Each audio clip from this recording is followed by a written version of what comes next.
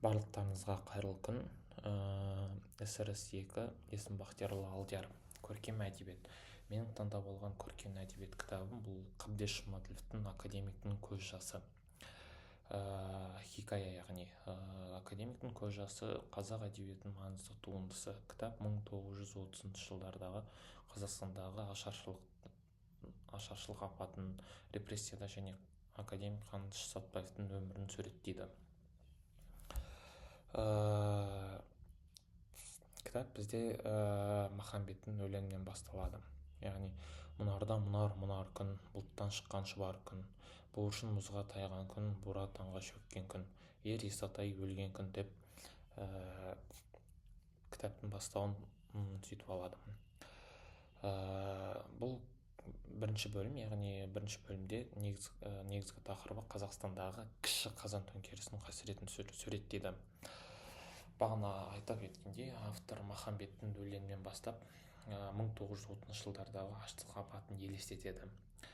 Қаныш Сәтпаев қазақтың тұңғыш геологы Жезқазғандағы мыс кенін барлап жүрген кезде елді ашаршылық өршіп тұрған болатын. 6 миллион қазақтың жартысы қырылып, 1 миллионы шетелге қашады. Себебі Филипп Исаевич Голошекиннің қатал саясаты. Және Голошекинді қоңқужақ деп аударып, оны Николай II өлтіргенін де еске алады. Қазақ зиялылары Тұрар Рысқұлов пен Сәкен Сейфуллин Сталинге хат жазып, ұлтшылдарды жоюын сұрайды. Нәтижесінде Голошекин келеді.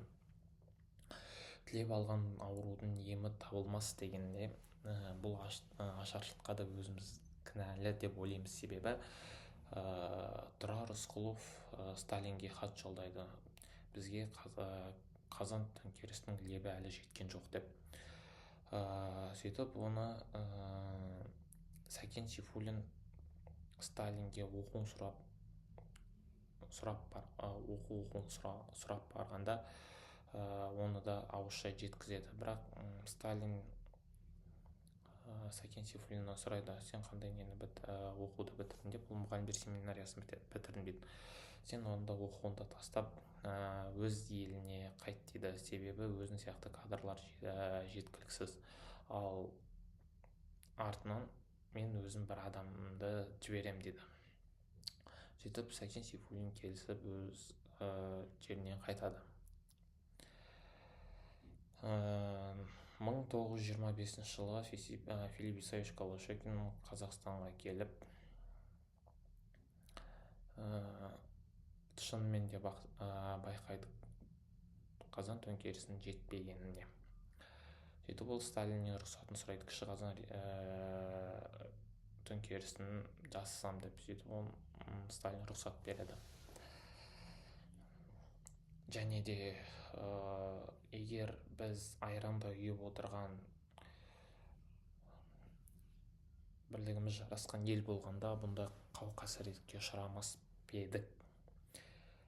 Себебі бұл жерде қазақтар бір-бірінің артынан түсіп, кім бай, кім кедей екенін бәріне айтып жайып салып отырған. Оған куә мысалы Сәкен Сейфуллиннің тар жол тайғақ кешу кітабында да жазылған, кім бай, кім кедей екен. Оны Филипп Исаевич Голошекин өзінің орыс тіліне аударып, соны яғни кітап ретінде қолданған. Және де Голошекин айтқан бір сөзінде: тоба мұндайда надан, мұндайда ашық ауыз, мұндайда есі алған халық болады екен деп бір жамандау болғаны бар. Сөйтіп кіші қазан төңкерісін жасап, малдарды тәркілеп алған болатын. Яғни Қаныштың отбасылық өмірі, мысалы әкесі Имантай репрессияда түрмеде өледі, ағалары қамауда. Қаныш Мәскеуге арыз жазып туыстарын босатады. Оның себебі Қаныштың өзінің сауаттылығының арқасында деп есептейді. Ол Жезқазған кені үшін күреседі, бірақ қаржы жетіспейді. Келесі бөлімде бізде Қаныш Баянауылға аттанумен басталады. Қаныш Баянауылға аттанып ата-анасының тарихын еске алады. Әкесі имантайдың екінші әлиманың алуы. Қаныштың әкесінің имантайдың өзінің Нұрым дейтін әйелінен баласы болмайды. Сөйтіп Нұрым Қанышқа тоқал алуын рұқсат береді. Сөйтіп имантайға тоқал алуын рұқсат етеді. Имантай таңғалып, түс көрдің бе деп сұрайды. Иә, түс көрдім. Сенің бұтыңның арасынан бір түлкі, екі қасқыр шыққанын көрдім дейді. Сөйтіп Нұрымның рұқсатымен Алиманы алады. Алима Қанышқа бір қыз, екі бала туып береді. Ғазиз, Ғазиза және Қаныштың өзі.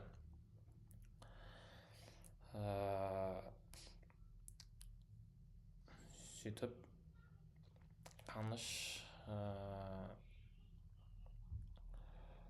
ағаларының репрессияға ұшырауы, аштыққа әпкесі Ғазизаның өлуі. Қаныш өзінің ауылдарын аралап жүргенде жолда көрген ойқы-шойқы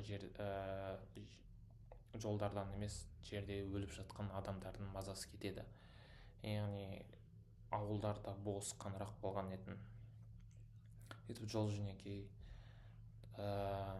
жас балаларды, 15 шақты баланы өз машинасына отырғызып алып, жол жөнекей Шорман ауылына кіріп шықпақшы болады. Яғни оның әпкесі Ғазиза сол ауылда тұратын болған.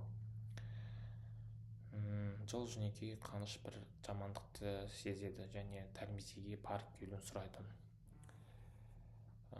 Дәл сол сезгендей Қаныштың әпкесі Ғазиза осыдан 3 күн бұрын қайтыс болған болатын аштықтан. Оның 2 баласы, яғни Қаныштың туған жиендері Кемел мен Рашид аман қалған. Ал Кемел ол қазіргі атақты археолог, 1906 Есқорғаннан алтын адамды тапқан археолог. Ол Қаныштың туған жиені болып келеді. Сөйтіп Қаныш сол балаларды алып қалаға оралады. Қалаға яғни Жезқазғанға алып келді. Ал балаларды әйелі Тася мен Қаныштың енесі Фелисита күтеді. Тася басында таң қалып қарсы болады, бірақ оның мамасы, яғни анасы Фелисита не таң қалып отырсың деп ұрсып, бар суынды дайында, балаларды суынды дайында деп ұрсып береді. Сөйтіп балаларды жуындырып, киіндіріп пансионатқа жібереді. Ал өзінің қолына Рашид пен Кемелді алып қалады. Қаныштың да 2 әйелі болған, Шарипа мен Тася. Шарипа ауылда тұратын, ал Тася қалада бірге тұратын болған. Сөйтіп Қаныш Жезқазғанға кеңіне қаржы іздеп Мәскеуге барады. Басшылар ақшаны қысқартады, бірақ ұстазы Усов пен Ванюков көмектескен болатын.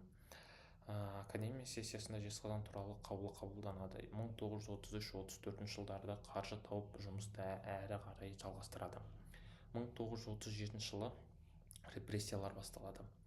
Ағалары тұтқындалады. Қаныш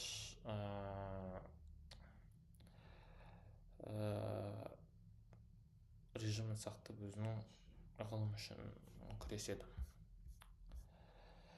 Ал 1937 жылы халық жауы науқан, қазақ зиялыларының қырылуы. Қаныш ағаларын құтқара алмай туыстарына көмектеседі. 1940 жылдары Қазақстанның 20 жылдығында баяндама жасап, Ленин орденімен марапатталады.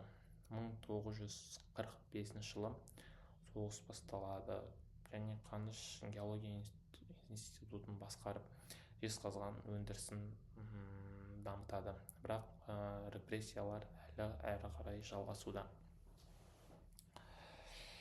Ал яғни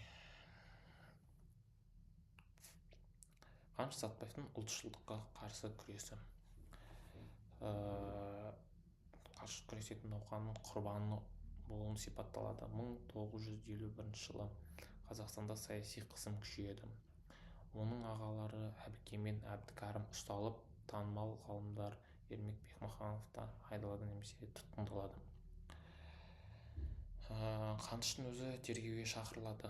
Айыптар: Алаш партиясына қатысуы, ұлтшылдықты қолдауы, Кенесары хан қозғалысын дұрыс баяндағаны ұлтшылдыққа теңеу.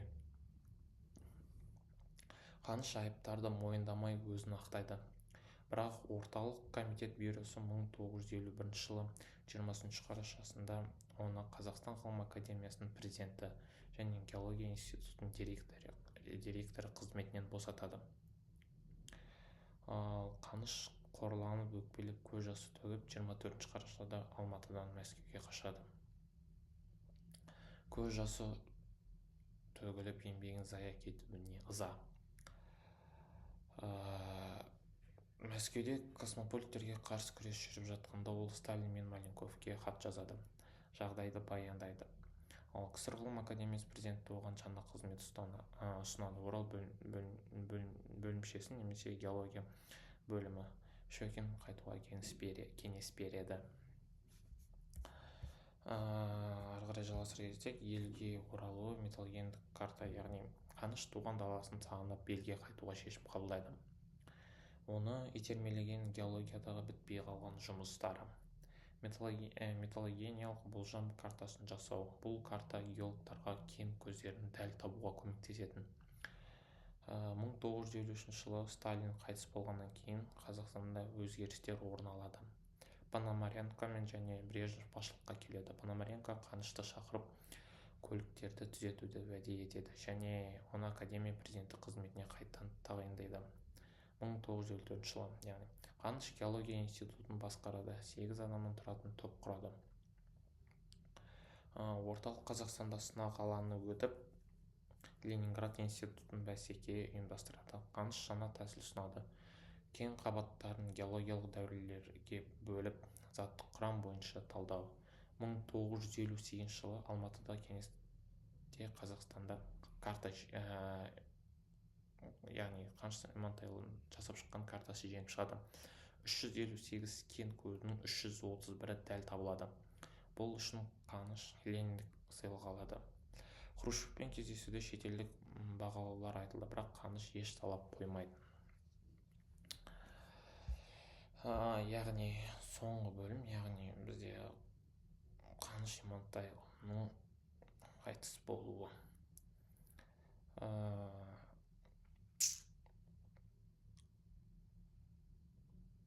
1950-1960 жылдардың соңы, яғни 1950 жылдарда сонда Қаныш лауазымынан бас тартады. Өмірдің ащысын татқандықтан құлшынысы басылады. Ол ұлт азаттығының маңызын түсінеді. 63 жастан асқанда рак ауруына шалдығады, яғни қазақша дауасыз дерт дейді. Ауруының жасын ішке жиналумен байланыстырады. Сабырмен қарап, қолжазбаларын реттейді. Жезқазған, Қарсақпай жездеге барып, еңбек еткен жерлерін көзден кешіреді. Баянауылда ата-анасының қабіріне құлпытас қояды, Құран бағыштайды. Имантай Сәтбайұлы 1845-1928, Алима 1863-1902 жылдары өмір сүрген. Туған жерді сағынып, өлім алдында қош бол, қасиетті туған жер деп қоштасады. Жол жөнекей көз жасын тоқтата алмай жылап кетеді. 1964 жылы 31 қаңтарда Мәскеуде операция кезінде қайтыс болады. Ал 3 ақпанда Алматыға қайтарылып жерленеді. Қорытындылай келсек, Қаныштың өте керемет адам. Себебі Қаныш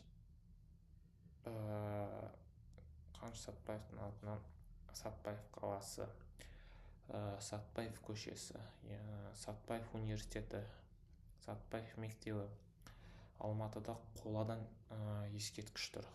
Ғарышта Сәтбаев ғаламшары айналады. Оның еңбегі геология мектебін құру және металлогения ілімінің негізін салу. Автор Қанышты ұлт қаһарманы ретінде мадақтайды. Кітаптың атауы оның көз жасы ұлт қайғысының символы деп біледі. Яғни Қаныш Имантайұлы Сәтбаев ел есінде.